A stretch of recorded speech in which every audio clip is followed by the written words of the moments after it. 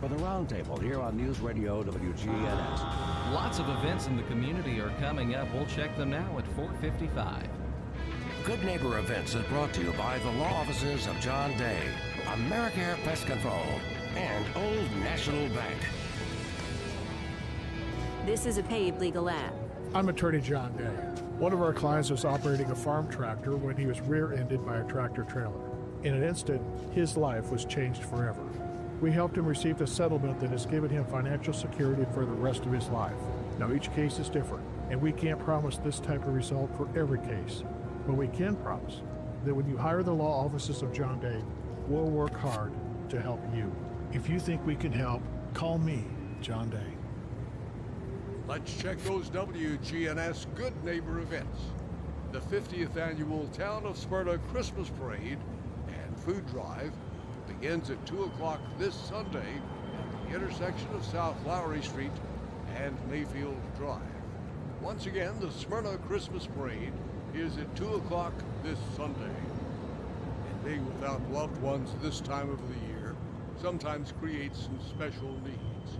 There's a free grief support group every Wednesday morning at 10 at the St. Clair Senior Center. That's every Wednesday morning at 10, and it's free. The St. Clair Senior Center is at 325 St. Clair Street here in Murfreesboro. Your Rutherford County Library System is offering free computer classes. That's over at the Tech Center. You know, TEC, Technology Engagement Center. They're at 306 Minerva Drive here in Murfreesboro. Get in touch with the Tech Center for more information. Give the gift of life. Phone the Red Cross at 800-RED-CROSS and make an appointment to give blood at a time that fits your schedule. Those are WGNS Good Neighbor events. The Good Neighbor Network salutes educators making a difference. The Doug Young Educator of the Month from City Tile and Floor Covering is Cameron Hamilton at the Learning Zone. My decision to become an educator stems from my background in the Boys and Girls Club. I grew up going to the Boys and Girls Club, and then when I was of age, I started volunteering, and then I started working there when I became of age from that point. But I've just always been involved with youth development. Cameron, tell us what you like most about working with the kids. Every day is something new. There's always a new thing to learn from them, as there's something new for them to learn from me. Having that experience with them is just a reward in itself. And what would you like to do in the future? I'd like to possibly step into a director role, be in charge of the different things that go on, and ensure that at least I know that my building is doing the best that they can for the children. Cameron Hamilton at the Learning Zone is the Doug Young Educator of the Month, sponsored by City Tile and Floor Covering on Spring Street. Know an outstanding teacher? Nominate them at our website. If your job situation is changing because of layoffs or restructuring, you may have to make several decisions. One important decision may be what to do with your retirement plan. Make sure your retirement stays on track. I'm Lee Colvin, your Edward Jones financial advisor, and I'd like to help. Stop by our office in the Public Shopping Center on South Rutherford Boulevard or give us a call at 615-907-7056 for a face-to-face appointment. Edward Jones, Making Sense of Investing, member SIPC. Ascension St. Thomas Heart is the leader in Middle Tennessee for heart care, providing the most advanced options, including heart surgery and transplants. Our nationally recognized cardiac team cares for more adult hearts than anyone in the state, from AFib to heart failure, using minimally invasive options when possible to help shorten recovery, making Ascension St. Thomas Heart your first choice for routine heart care and cardiac emergencies. Schedule a heart screening or find a cardiologist at ascension.org/St. Thomas Heart. It's All That's News with Matt Lane on News Radio WGNS. Before we wrap up today's show, let's check world news from CBS. Portions of our programming have been pre-recorded. The Good Neighbor Network, WGNS Murfreesboro, W270AF Murfreesboro, W263AI Murfreesboro, Smyrna. This is CBS CBS News on the Hour, sponsored by O'Reilly Auto Parts. I'm Cammie McCormick. The White House today defended a second strike on an alleged drug boat back in September that had 2 possible survivors on board.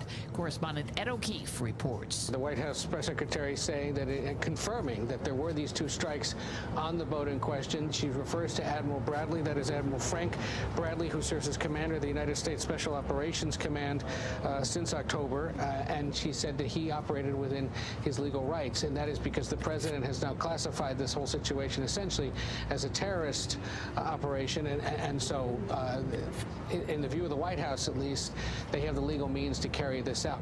Lawmakers from both parties support congressional reviews of the strikes. The White House says it's optimistic about the chances for a deal to end the war in Ukraine. Press Secretary Caroline Leavitt. Special Envoy Witkoff is on his way to Russia. This is sort of the shuttle diplomacy that you've seen from this administration play out, where we speak equally with both sides. We put points on paper. Those points have been very much refined, but as for the details, I will let the negotiators negotiate, but we do feel quite good. At a White House Christmas party today, President Trump talked about the 2 National Guard troops who were shot last week in Washington.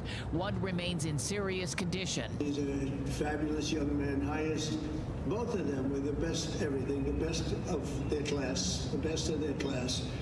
And maybe he'll be okay. He's going through a lot. The suspect from Afghanistan struggled with mental health issues, according to a caseworker. CBS's Nicole Skanga has more. Psychiatric trauma is really common among asylum seekers, especially veterans of U.S.-backed units like Lockenwall's. But this kind of concern from a caseworker should have triggered additional review, support, intervention, and possibly monitoring. There were more travel delays today as a storm system swept across the northern part of the country. Our flight was canceled, so we rented a car and drove to Omaha, from Omaha to Phoenix, and Phoenix to here.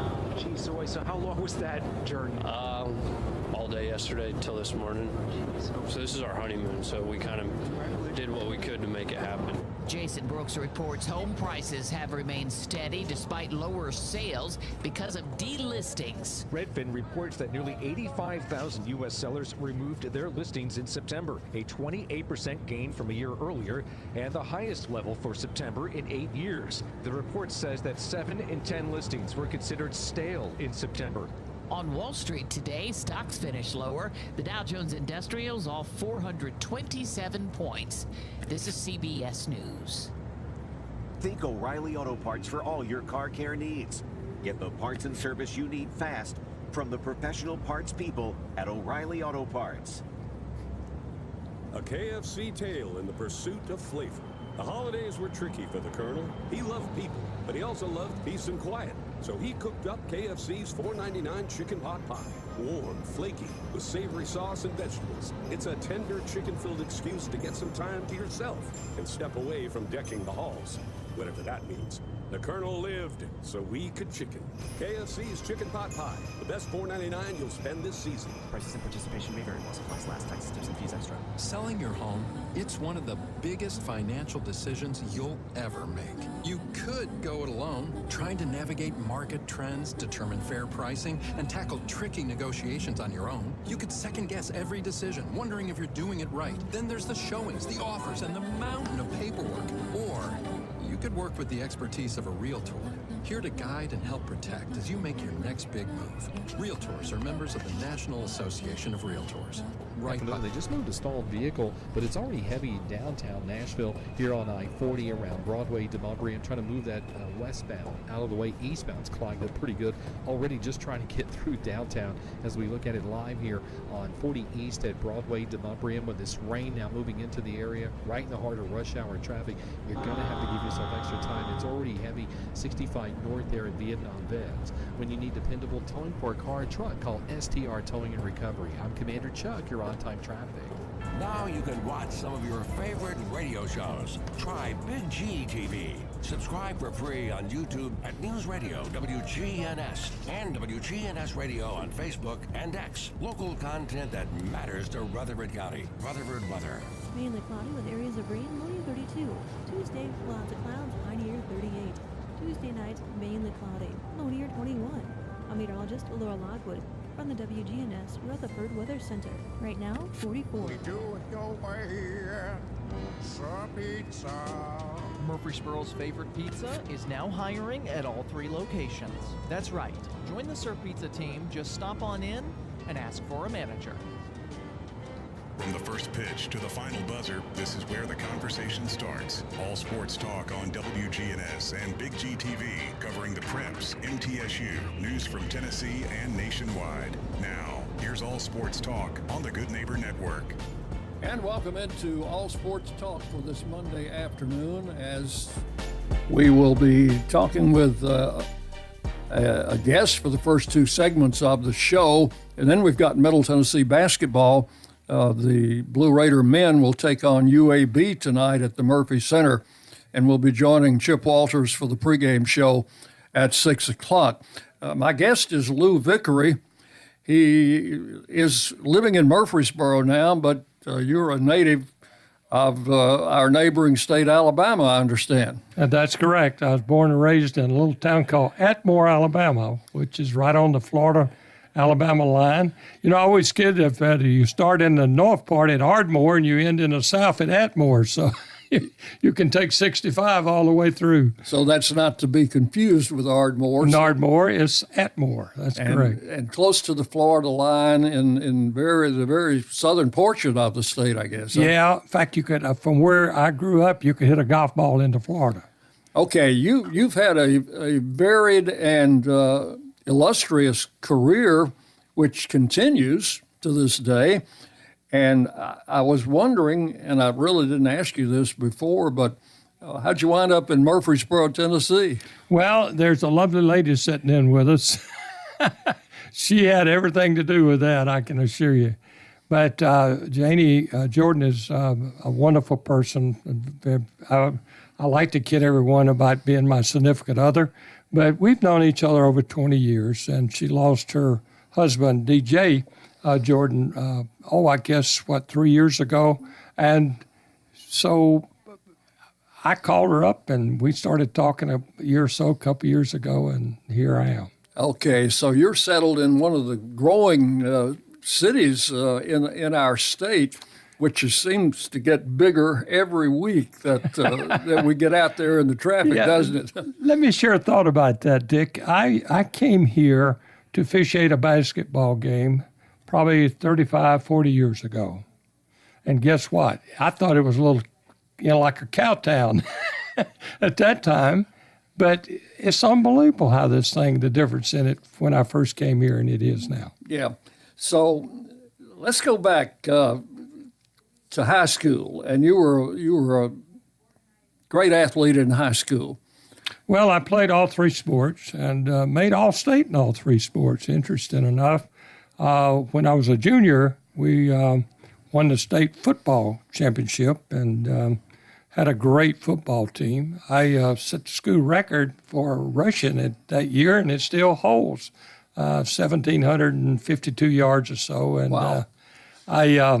Then obviously baseball was my sport and did real well in baseball, and then signed with the St. Louis Cardinals right out of high school.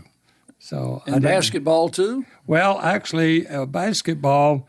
Let me tell you, I was a shooter. I was a gunner, if you if you know what I mean. I scored 43 points in one game, and he came back and shot just as many shots. The next game scored 9. So that'd give you an indication of how it goes. Yeah. So as a former football player, you have moved into the football hotbed of Tennessee. Yes. Because we've got a team playing for the state championship on this coming Saturday night, and had 2 in the semifinal. Had 2 local teams in the semifinals. Yeah. And now I didn't see the final results, but Oakland and Blackman.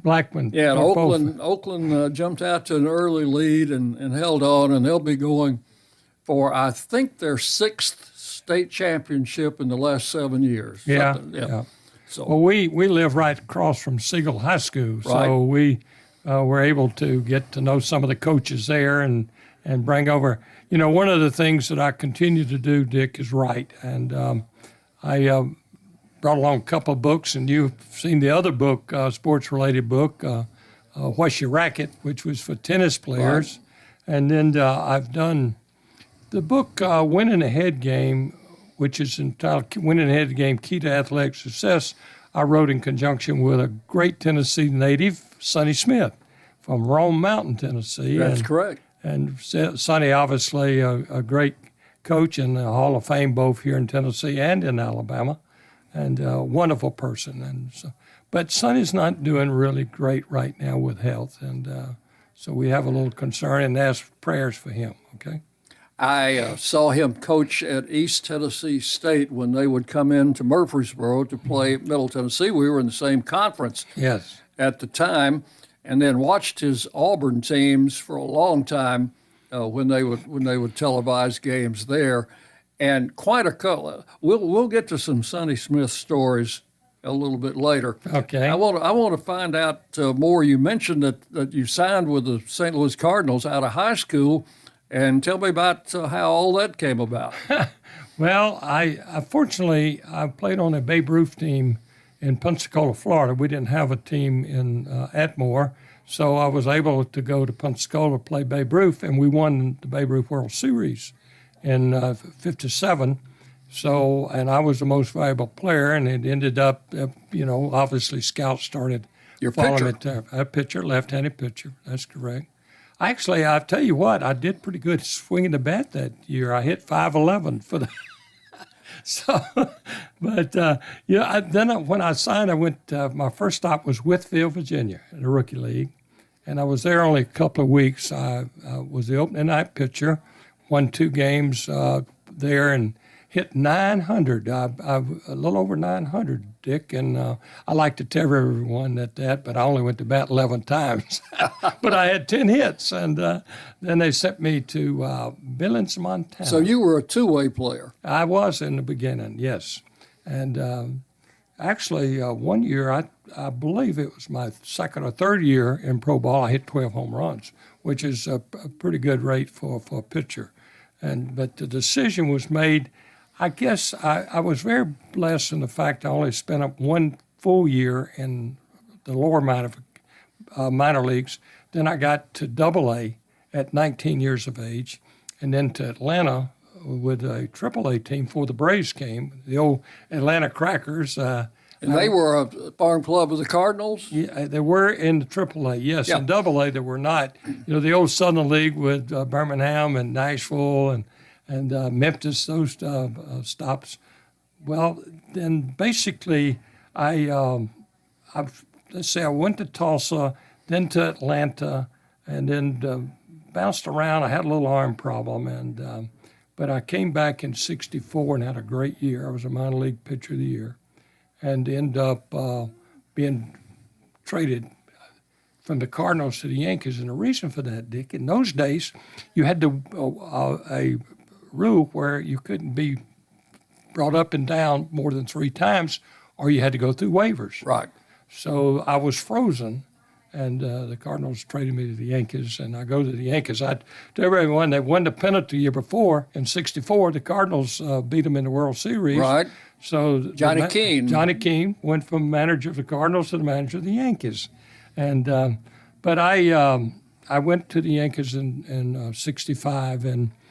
Dick, I just want to share this. I have a YouTube channel, and that YouTube channel, I did a segment about Mickey Mantle, what Mantle told me when I came to the Yankees. He happened to dress right across from me in spring training, and, obviously he did. I don't know if he ever learned my name, but he always called me Kid. So how long had he been up at that time? Well, you're talking about, that was his 15th year in the big leagues. He went to the big leagues in '50, if I'm not mistaken. And then, we're talking 65, the spring of 65. He actually played through 66. Dick, you got to have admiration for a guy like that. He would wrap his legs every day from the top of his groin area all the way to his ankles. Every day. He wrapped them personally himself. He played in pain. He played in pain. And he lost his dad at an early age because of bone. I can't pronounce that long word, but I can tell you it relates to the bone structure. Yeah. And just interesting, a very interesting spring. I got to, the year before I had been in spring training with the Cardinals, and Marilyn Monroe, if you may not remember this, but both the Cardinals and the Yankees had their spring training in St. Petersburg. Right. The Yankees were out at the beach, and we were downtown at the Vinoy Hotel. So basically what happened after that, and it's always an interesting concept, is that when Mr. Bush bought the team, my last year with the Cardinals, it was Musial's last year. Okay. And so Mr. Bush decided, because the black players at that time, Bill White, Kurt Flood, Hula, and Javier, had to stay in private homes. They couldn't stay at the hotel where we stayed. Right. Mr. Bush settled that by just buying a motel and putting everybody together. Took care of that problem. Which really is unusual in a sense, but he and everybody was together as a result of that. So did you have hopes of making the big club coming out of spring training? Well, I did, and I really was always such a slow starter, Dick. I even when I was a starting pitcher, I started for the first 3 years, and I think in 3 years I won like 39 games or so, 15 and 14 wins the first 2 years, and then I got a letter in the winter and says, we'd like you to be considered as a left-handed reliever. And so then I went the other route. And this was actually before relievers became such a specialized job. Yeah, I think the Cardinals were kind of getting ahead of the game because they could see that you were going to go more and more in that direction to have where you had people to come in after the 6th or 7th inning. Dick, my first full year, I had 19 complete games. Now today, if they get 3 or 4, it's used. So I threw a lot of pitches early. I did 352 innings my first year, full year, as an 18-year-old. Wow. They wouldn't do that today. They safeguard their pitchers much different. It's much different than it was. Is the game ever going to get back to where pitchers go out there and pitch 9 innings? No. You don't think so? It's not. And, now they get these kids that are hard throwers that can throw 95 to 100 miles an hour, put them out there for an inning or so. And I think as long as baseball has dramatically changed in my book. And so what did you hit on the radar gun? Probably 85. Actually, I always kid everybody. My best pitch was an atom ball. I would pitch and hope to hit at atoms. Well, Maddox didn't throw much harder than that. No, he's in the Hall of Fame. That's right. And Maddox is the only guy that probably ever had a 20-inch plate. The plate's 17 inches across, but he'd always get 1.5 inches inside, 1.5 inches outside because he was consistently throwing there. Right. And that's really the way I pitched. It was rare that I'd strike out a bunch of guys. How we doing with time? I got to share a story with you. Okay, we got about 2 minutes, 3 minutes left on this segment. Let me share this story. I came out of high school. My glasses were about 1/4 inch thick. I wore big old thick. I'm almost legally blind. You're not wearing glasses now? No, I still wear contacts. Oh, Cataract surgery helped repair one. Right. Well, at any rate, I decided the middle of the season, my first full season, I'm about a 500 pitcher. I made the decision I was going to go to contacts because, perspiration and everything all over glasses. So I went, and they were big as a quarter and glass. And you had to really work to put the sucker in. Right. So I made that decision. I come back, start the first game after we had the All-Star break. First game, I pitched against Boise, Idaho. They had seen me twice with those big, thick glasses on. And my catcher kept telling everybody when it come to plate, says, you know what, that stupid left-hander left his glasses at the hotel. Dick, I struck out 13 guys. I wouldn't strike out 13 guys in a month. They were afraid to dig in on it. They sure were. So But every now and then, Charlie Jennings, the catcher, would give me a thumbs up. And that was mean to throw it against the screen. So I threw the first pitch against the screen, and every now and then I'd heave one up against the screen. Ryan Duran used to pull that trick, I think. Absolutely. Yeah. Now, you're talking about wearing thick glasses. Ryan was technically legally blind. Yeah. But he could bring it up there. Yes, he could. We're talking with Lou Vickery, former professional baseball player, among many other things. And we're going to talk about some of those other things coming up on our next segment. I hope you'll stay with us. We're going to take a break, and All Sports Talk will continue right after this. Sign-ups are going on right now for First Shot's Winter Basketball League in Rutherford County. Coach Andy Herzer guides kids to sharpen basketball skills and build teamwork through exciting clinics and games. Since 2003, First Shot has empowered youth to grow in mind, spirit, and body. Don't miss out. Join the fun and develop lifelong skills. Visit FirstShotTN.org today and register for the Winter Basketball League. That's FirstShotTN.org. WGNS. This is Peter Demas, and here is this week's Demas's Emergency Responder of the Week. Murfreesboro police officer and SRO Cole Glass was on a bike patrol when he noticed a child struggling with a broken bike chain. The boy, visibly frustrated, told Glass the chain came off. Without hesitation, Glass knelt and fixed it, and the moment became a small but powerful reminder of the heart behind the badge. Murfreesboro police officer Cole Glass's response exemplifies the kind of everyday heroism that often goes unnoticed, a willingness to pause, engage, and uplift a neighbor in need. When you see a firefighter, police officer, paramedic, or telecommunicator going the extra mile, let WGNS know, and we at Demas's Restaurant will salute them as the Emergency Responder of the Week. Does your home need freshening up? Let our family at Farrah Construction help you. We do painting, new flooring, anything that you need. If you can dream it, Farrah Construction can turn it into reality. Farrah Construction offers high-quality craftsmanship, quick response, and attention to detail. For home restoration at a price you can afford, Farrah Construction can get the job done no matter how big or small it is. I'm Ron Hall. Shop local. Let our family business help you. Farrah Construction Company.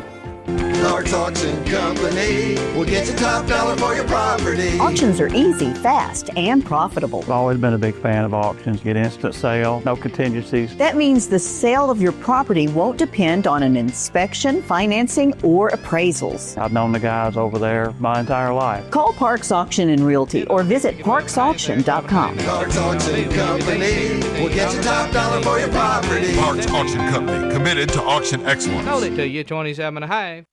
Hi, this is Wade Hayes of Toots Restaurants, and our family would like to thank this community for supporting Toots for 40 years. Head over to Toots.com for our daily specials, our menu, and all of our locations. Check out our Kids Club for some extra deals. Thank you to our patrons and customers. Thank you for dining with us since 1985. Thank you, Rutherford County. Thank you for dining with us for 40 years. Toots. Good food and fun. Good afternoon. Heavy traffic trying to get off the South Loop right now as we check it out live here downtown. 40 east of Demumbrian and Broadway. Starting a little bit heavier now with that volume right on schedule. Trying to sneak up through Madison on 65 northbound. Here comes all that rain now in the area, here in the metro area, as it builds even more. I-40 out past the airport towards Wilson County. When you need dependable towing for a car or a truck, call STR Towing and Recovery. I'm Commander Chuck with your on-time traffic. It's All Sports Talk from the Good Neighbor Network, FM 1019, 100.5, AM 1450, WGNSradio.com, and Big G TV. Welcome back into All Sports Talk. My guest is Lou Vickery. He was living in Murfreesboro now, native of Alabama, played professional baseball in both the Cardinals and the Yankees organizations. And when did you really decide that your baseball career was coming to an end? Well, it came rather abruptly. All right, if I go from everything being good to you partially tore my rotator cuff. Uh-oh. And in those days, Dick, there was no surgery. No Tommy John surgery. No Tommy John surgery. Nothing to do with surgery to repair a tear. And so I rested virtually a full year, came back, and I couldn't break a window pane before. I was really in trouble then. So basically, my career, I spent 9 years as a player and 1 year as a coach. I coached a year with the Cincinnati Reds in the rookie league as a pitching coach. But that wasn't my cup of tea. I just wasn't quite, it didn't excite me like you need to have the excitement, the coaching part. So you went home and I understand went back to school. I did, went to Troy. You know Troy in this part of the world. I've done games in Troy, yes. Yeah. So I went to Troy. I had been going to Troy in the off season. And so basically I went back to finish, got my degree, and then decided that wasn't sure what I wanted to do. But the university, I'd been there so long, I was like an institution there. I was 10 years, okay? So the president, Dr. Adams, offered me a position and handling federal funds. So I did that for a year, but that wasn't my cup of tea. Coach a little baseball on the side? Yeah, I did. I coached the baseball team. The baseball team had a football coach as the baseball coach. He didn't know a thing about it, so he just turned the team over to me and says, "You coach." And so I got paid a stipend to coach, and I did that. That happened a lot during those early days, and it's not so anymore. No. You know, you're a good college coach. You're going to get hired by the San Francisco Giants. How about that? You know, I thought that was really a great step on the Giants part, San Francisco Giants. Right. As I guarantee you, I think Tony will do a great job there. I really do.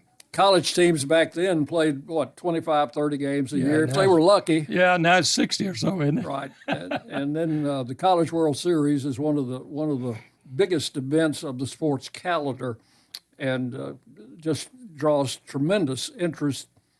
Tons of people go there, and if they can't go, they watch it on television. So, all right, baseball. After you finished at Troy, and what did you do? Decide that you wanted to do something else? Well, I actually coached a year at high school there in Troy. My wife at the time had a job. She was assistant librarian, and so we decided to stay there.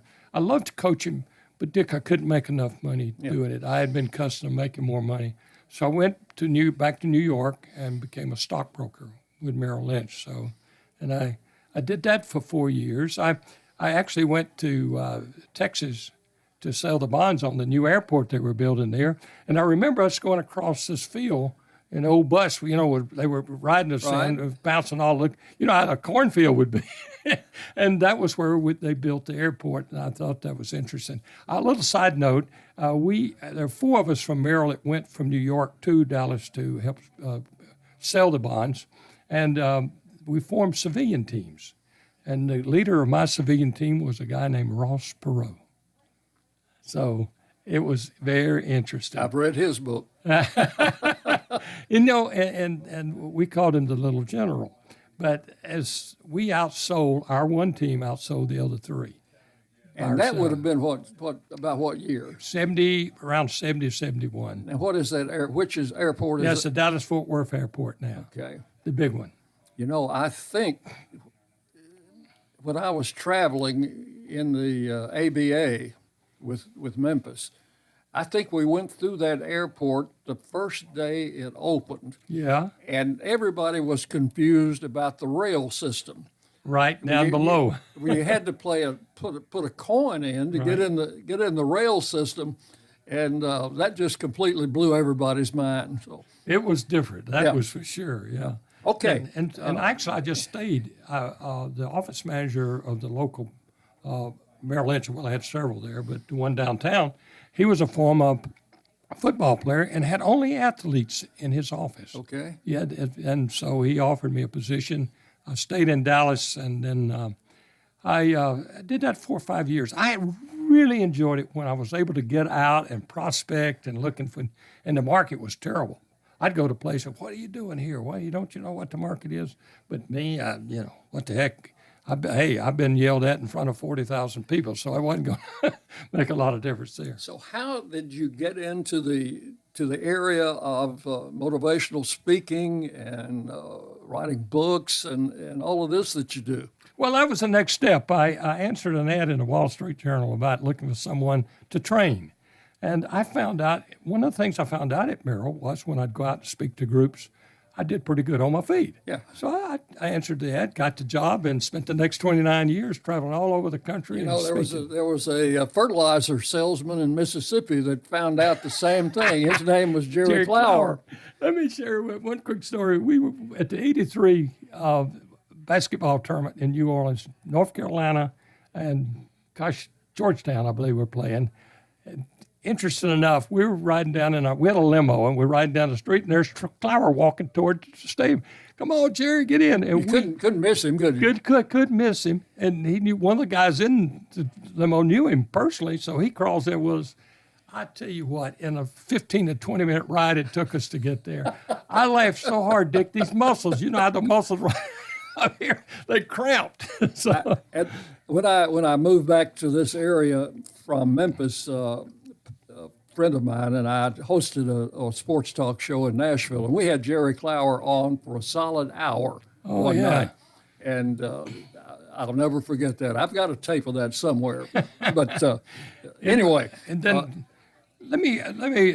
When I was in Atlanta, you know, the only place you can go after a ball game if you want to get something to eat is a bar.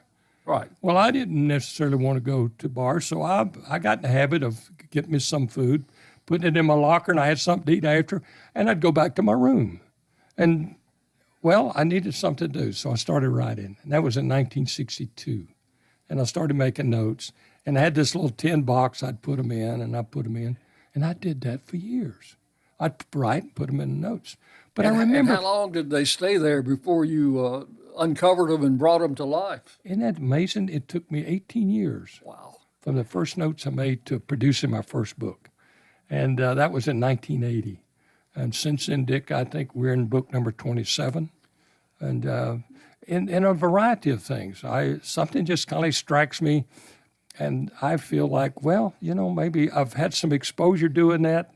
Let's write a book about it. So one of my favorites is called Winning the Head Game, Key to Athletic Success. I wrote with Coach Sonny Smith. Right. And Sonny, obviously a Tennessee native, as I mentioned earlier. And so that one has done exceedingly well. And the new book I brought along is called Coach Says. Now, that one, I've got a whole list of relatives that have contributed to that. And the reason for that, Dick, those relatives have produced over 20 state championships. Wow. So they know a little something about motivation. They are worth listening to. That's right. And so this a little motivational, inspirational book called Coach Says, and my books are at Amazon. I have a website, a wiseword.com. Okay. And you can read about the books that are still in print. I think there are 12 still in print, but they're all available at Amazon. You mentioned something about a YouTube thing. Yeah. Yes, that youtube.com/a wise word. A wise word is my brand, so to speak. And okay. I am noted, for better or for worse, as the voice of generational wisdom. So that's what happened. I've been in the workplace 67 years. Which do you enjoy more? Standing up and giving a motivational talk to a group of people, or actually sitting down and putting things on paper and working on a book? I enjoy both of them. And I welcome the opportunity to speak to groups.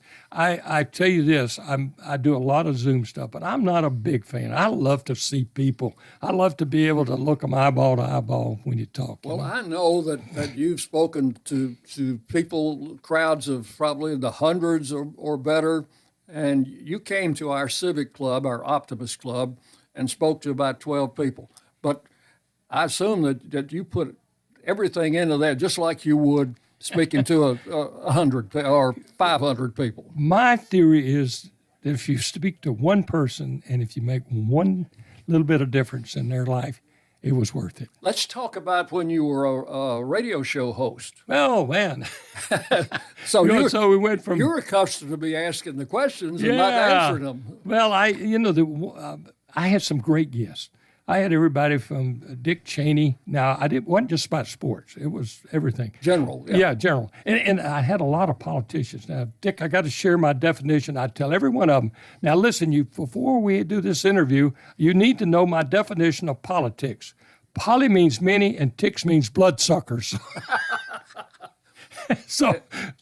But Jeff Sessions, who, was a senator from Alabama at the time, and then became Trump's attorney general, I was the only radio show he'd do an interview for.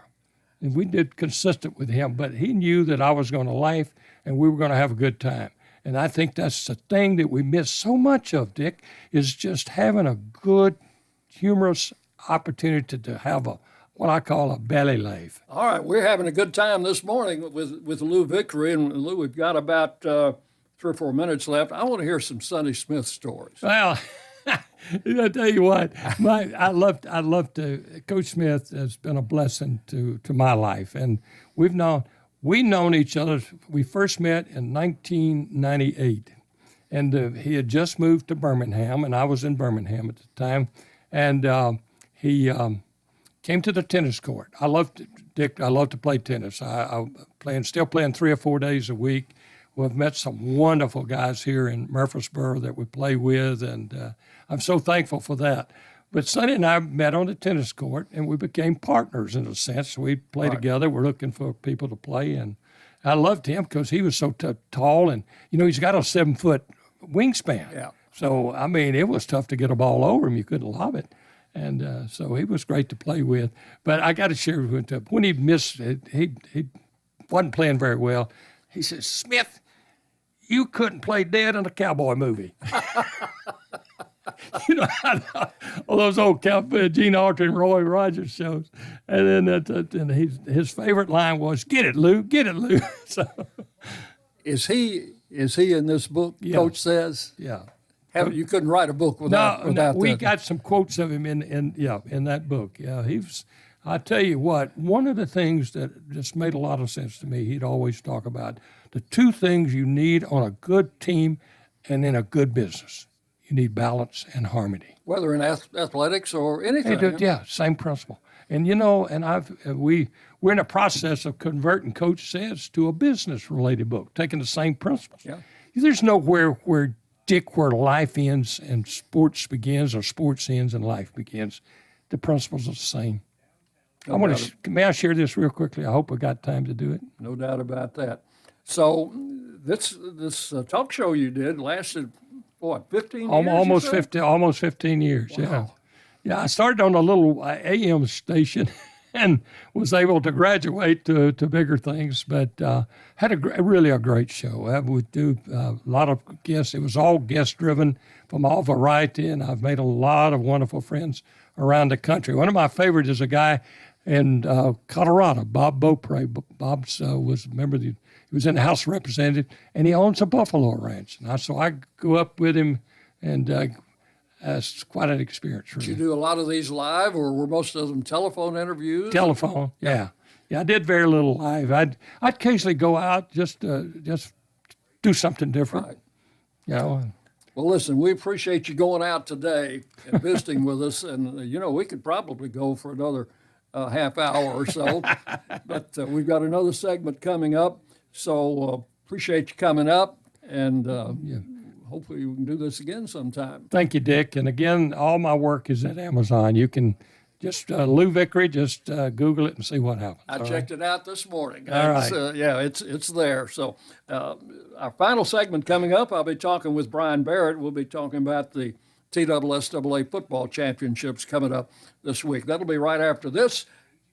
All Sports Talk will continue. Thank you, Dick. This is Chip Walters, and I'm honored to be your 2024 MTAR Realtor of the Year. I'm with Exit Realty Bob Lamb & Associates, and like many of you, I've seen the real estate market shift and change. People often ask, Chip, what's really going on? Well, that's a great question, and I believe in answering with solid, factual data. So let's cut through some of the noise. I invite you to reach out. Let's have a conversation about your real estate goals and the current market trends in your neighborhood. You can find all my contact information at choosechip.net. Jennings & Ayers Funeral Home has served Murfreesboro families with compassion and care since 1880. As a family-owned funeral home, we're committed to honoring every life with dignity through traditional services, cremation options, and pre-planning that gives you peace of mind. For over 140 years, we've been here when it matters most. Visit JenningsandAyers.com. Jennings and Ayers Funeral Home, honoring life and comforting families since 1880. At State Farm, when home and auto work as a team, you score and save money. I'm State Farm agent Andy Wama. Give me a call at 615-890-0850 and let's work together to win big by saving money on home and auto. With the service you get from State Farm, you might think our car insurance costs more. I'm State Farm agent Andy Wama. Give me a call at 615-890-0850 and let me show you with discounts up to 40%. You may find it even costs less. Whether you need general vehicle upkeep and maintenance or a complete vehicle overhaul, Hall's Auto Care is here for you. We're locally owned and operated by Greg Hall and have been in business since 2014. You'll get excellent service and trustworthy advice with Hall's Auto Care. A+ rated with the Better Business Bureau. We're ready to help get you safely on the road. Hall's Auto Care, 907 Ridgely Road, just off Broad Street behind Chili's. Online at hallsautocare.net. Hall's Auto Care. Next on All Sports Talk, it's the Blue Raider Insider Report with Chip Walters of Exit Realty, Bob Lamb & Associates. Well, good afternoon, everybody. It's big-time basketball tonight at Murphy Center, Middle Tennessee and UAB. We'll talk about that in just a minute. But Middle Tennessee football closed out its season with back-to-back wins and an overtime victory over New Mexico State, 31-24, Saturday at Aggie Memorial Stadium. Roman Gagliano delivered the game winner in overtime, finding A.J. Jones on an 11-yard touchdown pass to put the Blue Raiders in front to start the extra period. The touchdown capped a 5-play drive in Mark Gagliano's third scoring pass of the day.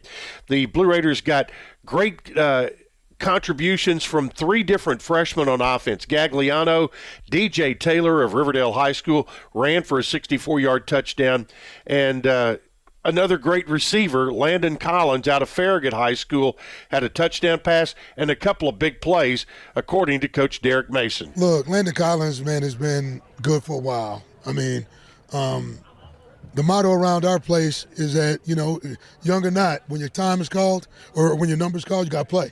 And all he's done since he's hit the field is just play, right? I mean, today, man, he made tough catches. He made contested catches. He took shots. But more than anything else, he does in games what he does in practice. So it's just been fun to watch his maturation over the year. Coach, I don't know if you realize this, but the last 3 games, your team's rushed for 550 yards. The previous 4 games combined, 306 yards. You found something there to go into the offseason. Just tell us about, because the run game can mean so much to a team. You know, I talked about it early in the season, right? You have to have balance. You know, like the balance allows you to somewhat control the tempo of the game. And, you know, what it's done for us in these last 3 games, it's made us a more balanced team. It's made us a more effective team, you know, at times. And it's put pressure because we've been able to stay on the field, or we've been able to get some explosives, you know, like off the run game by being able to have more downs, okay, churning out some first downs, that it's made us a more formidable team. So on the back end of the season, that's what you've seen. You've seen better balance. Elsewhere in Conference USA football over the weekend, FIU destroyed Sam Houston 56-31. Delaware destroyed UTEP 61-31. Jacksonville State outlasted Western Kentucky 37-34. Louisiana Tech won at Missouri State 42-30, and Kennesaw State downed Liberty 48-42. Kennesaw will now travel to Jacksonville State this Friday for the Conference USA championship game. Kennesaw and Jacksonville State both ended the year 7-1. UTEP finished last at 1-7.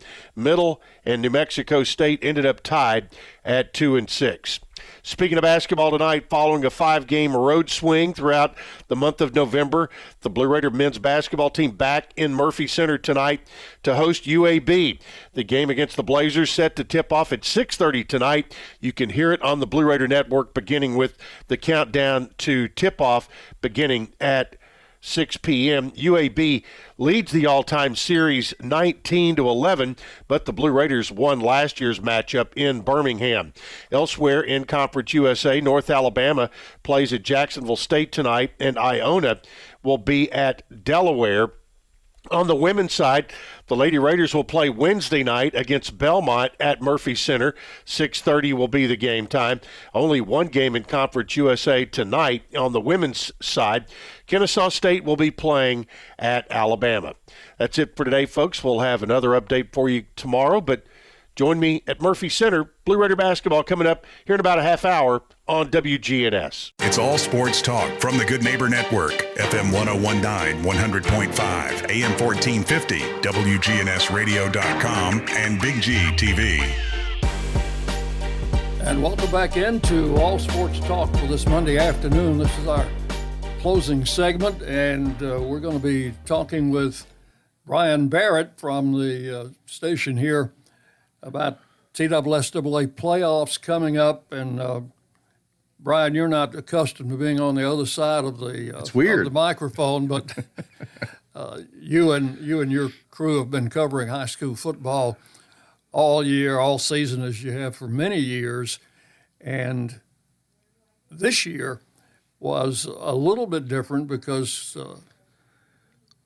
I understand we had a team in the semifinals for 30-something straight years. Is that right? So this is 28 straight years and 31 out of the last 32 years. The 1996 Riverdale team was beaten by Jefferson County in double overtime in the quarterfinals. So that was the last time we have not had a team in at least the semifinals. We've had a lot go on to win state titles.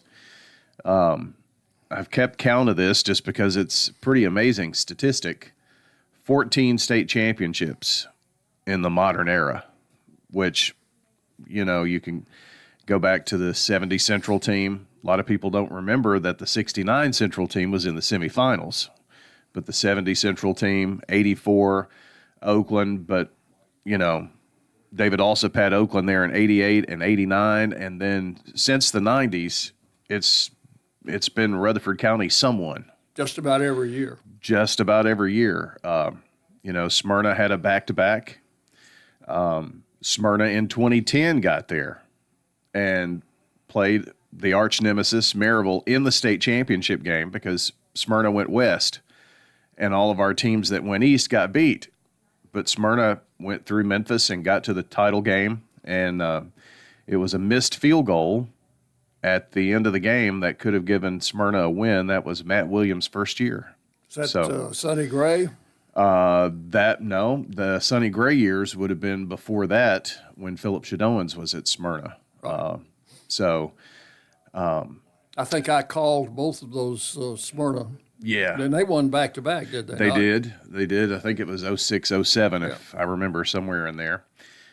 This was 2010, again, Matt Williams' first year, and Shadowans was at Middle Tennessee Christian School that year before going to Blackman. But, Oakland has had such a run. Kevin Creasy's going for number 5 out of the last 6 years. Yeah. So that's pretty amazing statistic. Oakland has won 8, and they did so in such a dominating fashion. The fact that Blackman beat Maryville the way that they did, put probably a top 4 team. I think we had the top 4 in 6A. The Blackman and Oakland would have never met in the semifinals if TSSAA hadn't changed the playoff format around. Right. And obviously it was pretty good for Rutherford County because we were assured of one team going to the championship game. I think there have been several years that this could have been the case. Yeah. I wouldn't say every year, but there have been many. Last year, I think, would have been one, for instance. Oakland and Riverdale played in the quarterfinal, and it took everything Oakland had in their arsenal to get past Riverdale.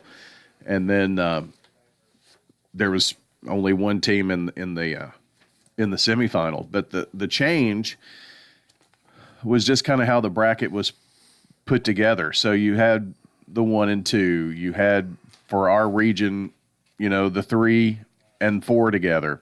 But also in that same bracket, you had another bracket of Region 1 and Region 2. And what that did was make for travel in round 2 to places like Blackman as a number 2 seed having to go to number 1 seed Kingsport Dobbins Bennett, or Riverdale having to go to Maryville. Right. One of the things that it did, it awarded the number 1 seed. Oakland was able to stay at home. Blackman as the number 2 seed. They would have hosted in that semifinal if it was anyone other than Oakland. Yeah. So it would have rewarded them to keep, travel. And another part of it, Blackman hosted Maryville, and I think that was a huge thing. And it was predetermined in the quarterfinals and semifinals, the top end of the bracket, odd year, even year, the bottom. It was predetermined who was going to play where, and Blackman hosting Maryville, I think, was a huge thing.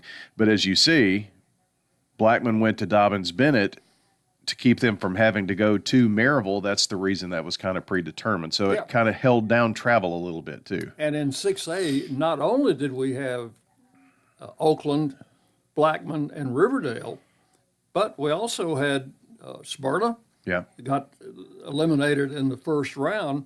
So that is 4 Rutherford County schools in the 6A playoffs this year. Right, and that's going to happen every year just because of the region, with everybody being in the region. And I know we're not here to talk about basketball, but Rutherford County is made up of 2 districts and 1 region in basketball. So, and the other sports like baseball and softball. So if you look at it in that form or fashion, you're going to be assured of having 2 Rutherford County teams playing in the sectional every year in all those sports. The reason for that is your 2 districts in the county play in the region, and your region winner and runner-up will go to the sectional. Right. So we'll have someone there every year. Well, not only in Division I, but in Division II, we had 2 teams, Middle Tennessee Christian and Providence. Providence went all the way to the semifinals. Christian school got knocked out in the second round. So football is alive and well in Rutherford County. Yeah, and Eagleville got to the, in the playoffs for the first time. Not the first time. They've been there many times with Floyd Walker's teams. Did not get past that first, or did get past that first round to play in the second round. So yes, they did. Yeah. Eagleville has, Floyd's done a really good job out there at Eagleville of competing in what I think is a very tough single A. I hope they can stay there for a while with the growth that we're having here in the county. I think it does them well to stay in single A and be very competitive. They're competitive in all sports really out their way. So you folks will be headed to Chattanooga on Saturday for that 6 o'clock kickoff. That will be... That's 6 Murfreesboro time. 6 Murfreesboro time, 7 o'clock in Chattanooga. And you're going to have a much of a pregame show for us? Yeah, we'll go on at 5:30, and Kevin Creasy and a couple of the players are actually going to speak to the media tomorrow, and so we'll have some of that on Saturday in the pregame show. And, every year that the championships have been in Chattanooga, we've been able to be there, which has been nice. I try to tell people, that this doesn't necessarily last forever. We're very spoiled here. I think we've seen that in crowds sometimes this year too, Dick, and people just assuming that those first and second round, matchups are going to be just gimmies.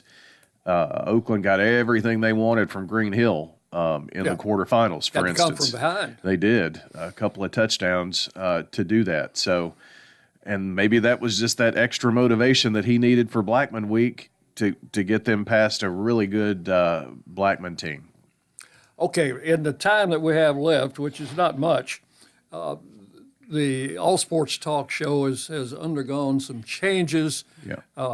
Looks like I'm going to be here on Monday night at least for a while, and we're going to have different hosts every night. Yeah, and really appreciate you stepping in to do this. All Sports Talk has been on the station for 20 some odd years, and the fact that we just wanted this show to continue because local sports are important.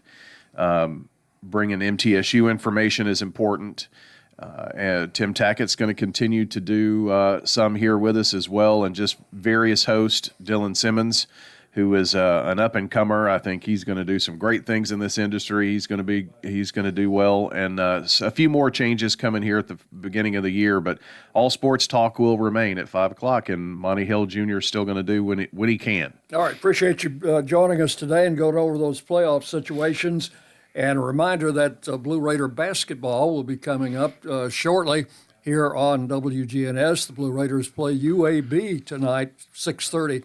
Tip-off on that game. My thanks to Lou Vickery for coming in for the show today. And until we see you next Monday, this is Dick Plummer, and that's been All Sports Talk for today. Hi, this is Dan with Music World and Drummer's Den. Holidays coming up, you need to do some shopping. We have lessons on just about any instrument: strings, banjo, guitar, mandolin, bass. We have keyboard lessons, drum lessons. We'll get you playing. Now's the time. We have an excellent teacher. Things will happen a lot faster with a teacher than trying to learn something on YouTube. Take lessons one-on-one with a good instructor. Music World and Drummer's Den, 2762 South Church Street, right across from the golf course.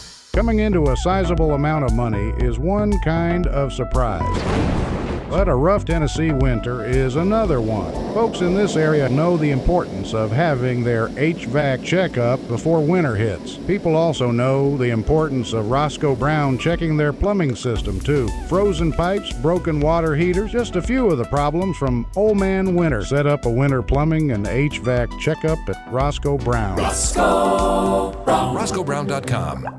When illness or injury turns everyday moments into uphill battles, there are medical professionals who step in with skill, compassion, and unwavering dedication. My name is Joey P. I'm CEO of Murfreesboro Medical Clinic, and we are proud to highlight this month's MMC Heart for Healing recipient. A grateful patient wrote about a 3-week stay at Ascension St. Thomas Rutherford Hospital. When they were finally allowed to shower, nurse Michaela Easterwood went above and beyond, washing and styling their hair with such care that Mom had one less worry. Even when she wasn't assigned to them, Michaela used her own breaks to stop by, check in, and bring comfort. Her kindness restored dignity and hope. That's why Michaela Easterwood is our Heart for Healing. If a doctor, nurse, or other medical professional has made a difference in your life, tell your good neighbor station, WGNS. Nominate them for the MMC Heart for Healing Award and help us recognize the medical heroes in our community. Compassion deserves recognition, and healing begins with the heart. From the Fox Sports Studios in Los Angeles, here's Dan Byer. Lane Kiffin was introduced today as the head football coach at LSU. My journey has been unique, to say the least, but I believe everything that I've been through has prepared me for this moment at this place right now. I also believe everything happened exactly how it was supposed to happen, when it was supposed to happen, and that'll be clear someday. Now, LSU Athletic Director Verge Osberry, following Kiffin's announcement, said they supported Kiffin's choice to coach at Ole Miss through the college football playoffs. That request was denied by Mississippi. Michigan State officially announced the hiring of Pat Fitzgerald as their new head football coach. UCLA is hiring James Madison head coach Bob Chesney to lead the Bruins football program. Vikings quarterback J.J. McCarthy expected to return from his concussion and start Week 14 against the Commanders. Cardinals head coach Jonathan Gannon says they won't open up the practice window this week for quarterback Kyler Murray. Giants and Patriots wrap up Week 13 at 8:15 Eastern tonight. Elon Musk says that in 10 or 20 years, work will be optional and money will be irrelevant. Could he be right? I'm Jeff Colvin of Fortune magazine with the Fortune Business Update. Musk is the world's richest person and the founder and CEO of Tesla, among other things. At a recent conference, he said working in the future will be like growing your own vegetables today. You don't need to, but you just like it. Musk says millions of robots will be far more productive than humans, and he plans to manufacture those robots at Tesla. He likes reading a series of science fiction books set in a future where money doesn't exist because continued improvement in AI and robotics has made money irrelevant, and he says that's where we're going. Until we get there, he says he expects a so-called universal basic income paid to everyone, regardless of whether they work. Now, would that be heaven, or would that be the opposite? I'm Jeff Colvin. This has been All Sports Talk on WGNS and Big G TV, where we hit every level of the game, from the preps to MTSU, across Tennessee and the nation. Thanks for tuning in to All Sports Talk from the Good Neighbor Network. Portions of our programming have been pre-recorded. The Good Neighbor Network, WGNS, Murfreesboro, Smyrna, flagship station for MTSU Sports. Courthouse clock time, 6 o'clock. Hey, Blue Raider fans, this is Brad Hopkins with Exit Realty Bob Lamb & Associates. Winning in real estate is a lot like football. Good coaching and recruiting